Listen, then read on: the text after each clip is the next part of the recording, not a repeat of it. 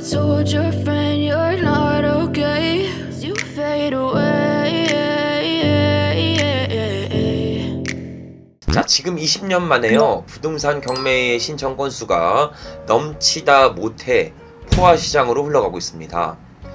주된 원인으로는요, 당연히 높아진 금리, 거기다가 강력한 대출 규제까지 더해지면서 물밀듯이 경매 시장으로 부실한 부동산들이 대거 쏟아지고 있죠. 이 중에 주인을 찾지 못한 악성 매물도 지속적으로 쌓여만 가고 있습니다. 한마디로 경매 물량은 늘어나지만 반대로 낙찰가율은 떨어지고 있는 추세라는 것이죠. 자, 어떻게 보면 우리에게는 다시 오지 않는 기회, 찬스가 될 수 있습니다. 가치가 뛰어난 부동산을 아주 헐값에 매입할 수 있는 기회라는 것이죠. 자, 그럼 현재 경매 급증에 대한 원인과 이 위기에서 기회를 만들 수 있는 방법까지 저와 오늘 함께 확인해 보도록 하셨으면 좋겠습니다. 자, 2021년도 1분기에 부동산 폭등장에 막차를 탄 수요자들이 있었습니다. 한마디로 어떤 분들이냐면, 에라 모르겠다, 영혼까지 끌어모았다는 건 뭐예요? 캐피탈을 받아서 사금융에서 돈을 끌어다 쓰고 지인들한테 마구잡이로 돈을 불려서 부동산을 산 막차를 탄 수요자들이 있습니다. 그 수요자들은요, 평균적으로 이 폭탄을 돌리기까지 1년 혹은 2년 동안 마이너스를 보더라도요, 보유하고 타이밍을 보게 됩니다. 하지만 3배 이상 높아진 금리, 그리고 장기간 지속되는 경기 침체로 인해 2023년도 경매로 속행하게 나가게 되죠. 그럼 이게 6개월에서 1년 정도 기간을 걸쳐서 24년도 하반기인 지금 경매 시장으로 폭풍처럼 쏟아지고 있는 현 시점입니다. 그중 가장 큰 원인으로는요, 급격한 금리 상승의 이슈입니다. 기축통화가 되는 미국이 인플레이션을 잡고자 하루가 다르게 기준금리를 올리게 됩니다. 이후 후방국인 우리 또한 제로금리에서 3.5%까지의 금리를 상승하게 되죠. 현재는 0.25 숏컷 하락해서 3.25%입니다. 자, 거기다가 인플레이션이 가속화되며 자영업자들의 경기 침체 등으로 인해 임대 수요는 더욱 축소, 결국 대출을 갚지 못한 부동산들이 대거 경매 시장으로 나오게 되는 현 시점이죠. 역사적으로요, 경매 신청 건수가 가장 높았던 시기는요, 2008년 금융위기, 즉 서프라임 모기지 사태였습니다. 해당 이후로는 국가가 신용불량자들에게 주담대 대출을 막 퍼주다가 발생한 대참사이죠. 그로 인해 미국 부동산도 버블 붕괴와 함께 금융사들의 뱅크런 사태까지 발생하게 됩니다. 우리나라 또한 버블이 붕괴되며 경매 신청 건수만 무려 8,000건 이상 경매가 속행된 시점이었습니다. 하지만 현재는 2008년 금융위기보다 경매 신청 건수가 가장 높은 수치로 경매 물건이 약 1만 건 이상 돌파하였습니다. 약 18년 만에 최대 수치이며 소화 불가능할 정도의 경매 물량이 쏟아지고 있는 현재이죠. 근데요, 이건 시작에 불과합니다. 경매 시스템 특성상 경매 신청 이후 1년 이상 지연되는 사항이 있어 2025년도 경매 시장에는요, 감당하지 못할 수준까지 폭증할 예정입니다.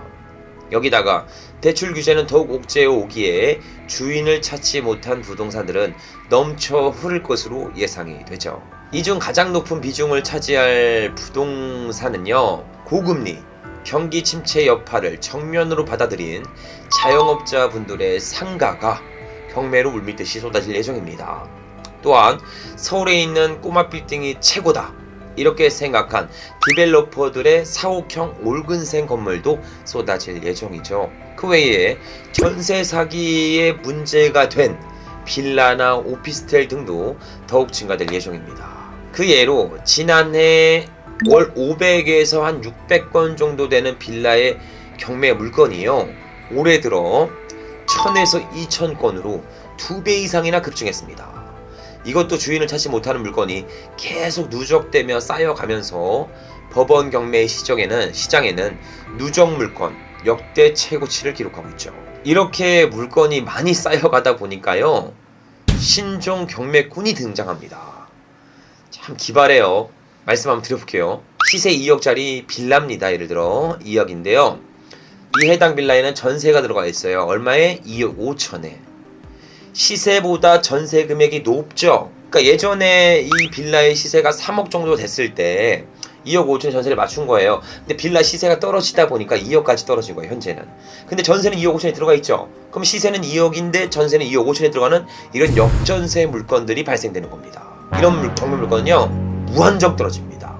막 10회, 20회 막 계속 떨어지죠. 끝도 없이 떨어집니다. 이때 어떤 특정 법인 회사가요, 약 한 300만원 정도의 이런 역전세 물건들을 사들이기 시작합니다. 근데 가만히 살펴보면 조건이 있었어요. 뭐냐면 첫 번째, 허그 물건이어야 한다. 허그, 보증공사 가입 물건이어야겠죠. 두 번째, 허그 물건이 아니더라도 임차권이 등재되어 있어야 한다. 즉 해당 보증금을 받아야 될 전세 임차인이 집을 나간 거죠. 퇴거하고 점유는 유지해야 되니까 임차권을 임의로 설정한 겁니다. 하여튼 공실이어야 된다는 거예요. 이런 공실만 진행되는 역전세 물건들을 이 법인회사가 300만원에 다 사들입니다. 그럼 300만원에 사들이면 보증공사든 임차인이든 2억 5천 돌려줘야겠죠? 어떻게 해요? 안 줍니다. 돈을 돌려주지 않아요. 그냥 전화도 안 받아요. 안 돌려줘요. 근데 집은 빈집이죠? 왜냐면 보증공사는 임차인 돈을 돌려주고 임차인 이사가 나갔잖아요. 보증공사만 돈을 받아야 돼. 빈집이에요. 그리고 임차인들도 마찬가지로 임차권을 등재해놓고 이사 나간 거기 때문에 그냥 문 개문해버립니다. 개문해버리고 집주인이니까 우선 300 입찰이든 바로 월세 1000에 50만원의 임대차를 맞춰버려요. 자, 그러면 보증공사는 돈을 돌려받아야 되는데 전화도 안 받고 돈 안 주면 어떻게 해요? 해당 임차인을 상대로 부당이득금 반환 청구 소송을 통해 경매를 다시 속행해야 합니다. 이 기간이요 1년 이상 소요됩니다. 자, 그럼 이 법인회사는 얼마를 번 거예요? 자, 보증금 1000만원 걸었죠. 그럼 보증금 1000원이니까 투자금 300만원 빼고도 700 번 거예요. 그리고 50만원씩 1년 얼마 임대료가 나와요? 600만원 나오죠. 그럼 최소 300만원 투자해서 1000만원 이상의 수익을 만들어 갑니다. 나중에 경매를 털어도 상관없는 거죠. 털어도 상관없는 거예요. 왜? 나는 어차피 1000만원 이상의 수익을 벌었잖아. 근데 이게 한 채만 아니라 이 법인회사가 수채를 합니다. 10채, 20채 막 이렇게 사들여요. 그러면 수익은 억 단위가 발생합니다. 그리고 그 법인 명의는 법인 낸 개인 별도의 인격체니까 이 법인은, 사업자는 그냥 폐기합니다. 법인 파산한다는 거죠. 개인이랑은 상관없어요. 법인 파산해버리면 되니까. 이런 신종 경매꾼까지 등장하게 됩니다. 자, 여기서 문제가 되는 게 뭐냐면요, 뭐 보증공사는 뭐 상관없다고 쳐도 이게 선량한 임차인이 될 수 있다는 겁니다. 이러면요 전세 사기 당한 임차인들을 2번 울리게 하는 겁니다. 이런 악성 경매꾼은 법을 개정하여 형사적 처벌을 받게 해야 합니다. 자, 우리는요 임차인의 보증금을 100% 회수할 수 있게 도움을 주셔야 합니다. 생생할 수 있는 경매인이 되셔야 합니다. 만약 수익이 미비하거나 투자 가치가 없다면요 입찰하지 말아야 합니다. 이런 분들 때문에 경매하시는 분들의 인생 생각이 안 좋아지는 거예요. 하여튼 이런 신종 경매꾼들이 없어졌으면 좋겠습니다. 하여튼 누적되는 물건이 많고 쌓여가는 물건들이 많다 보니까 이런 경매꾼도 이런 신종 경매꾼도 등장한다는 겁니다. 자, 다시 돌아와서요, 막대한 경제 위기로 인해 경매 물건은 무한정 쌓여가고 있습니다. 이 중 지리적 강점, 그죠? 그리고 부동산 내적 가치, 희석되지 않는 인프라를 가지고 있는 부동산들은 우리는 꼭 눈여겨보셔야 합니다. 그것도 경매로 50% 반값에 매입한다면 우리는 이 위기를 기회로 바꿀 수 있습니다. 단, 일반 매매로 혹은 단순 싸다는 이유로요 그냥 묻지마 투자를 진행한다면 큰 손실을 볼 수도 있습니다. 50% 반값 세일이 가능한 경공매로 더욱 안전마진을 확보 후 매입하셔야 합니다. 그러니 지금은 저와 함께 아무 부동산이나 사지 말고요, 진흙 속에 숨겨진 진주를 찾을 수 있게 함께 공부하며 가치가 뛰어난 부동산을 발굴해 보셨으면 좋겠습니다. 자, 현재 우리나라는 내수 경기 침체, 서민들이 살기 어려운 세상에 살고 있습니다. 이런 가장 힘든 시기를 살고 계신 우리 대한민국 아버지, 어머니, 청년분들을 격하게 응원드립니다. 우리 같이 노력해서요 밝은 미래를 만들어가 보셨으면 좋겠습니다. 항상 파이팅입니다. 이쁜이님이 아이고 나쁜 사람들, 그렇죠. 참 어떻게 저렇게 나쁜 짓만 골라 할지 모르겠어요. 저런 머리로 공부를 했으면 잘 됐을 텐데, 그죠? 법인으로 수백 채를 역전세 맞은 물건들을 다 매입해서 돈 안 돌려주고 월세 맞춰서 돈 회수해가고 수억 번 다음에 법인 파산해버리고, 아주 나쁜 사람들이죠. 저 아는 사람이 저걸로 강의해서 돈 벌더라고요. 와, 그걸로 강의를 한다고요? 와, 그걸 강의한다고? 와, 아주 나쁜 집단을 아주 집단으로 만드네. 아주 알려주세요. 거기 좀 어딘지. 우리 다 같이 거기를 듣지 말라고 하죠. 왜? 나쁜 사람들을 양성하는 곳이죠. 임차인들을 2번 울려서 사회에 악이 될 수 있는 그런 사람들을 만들어내는 곳이죠. 남에게 해코지해서 버는 돈은요 절대로 오래가지 못합니다. 본인에게 분명히 불행으로 다가올 거예요. 어딘지 알려주세요. 좌표 좀 찍어주세요. 우리들 그 좌표를 가지고 거기서 강의 듣지 말라고, 그런 거 하지 말라고, 제발 임차인들 2번 울리지 말라고 그렇게 우리 홍보하고 다니죠.